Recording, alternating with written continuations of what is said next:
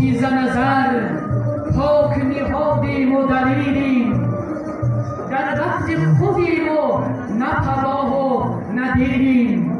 مردانگی میراث گرفتیم ز مردان، مردیم و بمیریم اگر مرد بمیریم.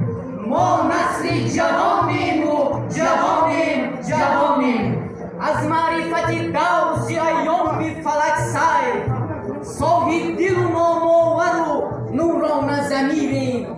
گر تیره بود چشم پدر دیده خواهر، چشم همه بینی پدر و مادر پیریم.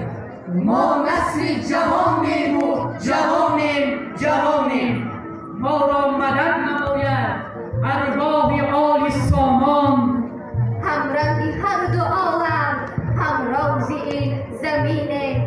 ما نسل سربلندی امروز تاجیکستان، داریم دوست از جان این بود که خوشتر از جان. ما جوانان پیروانی پیشوای ملت تاجیکستان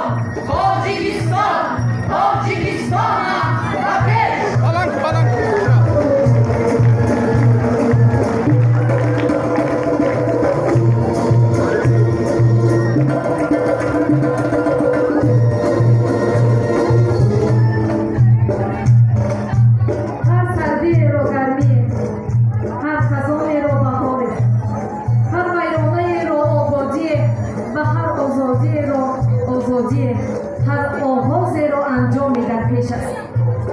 بگذار انجام برنامه امروزه ما آغاز برنامه زندگی جوانی شما باشد.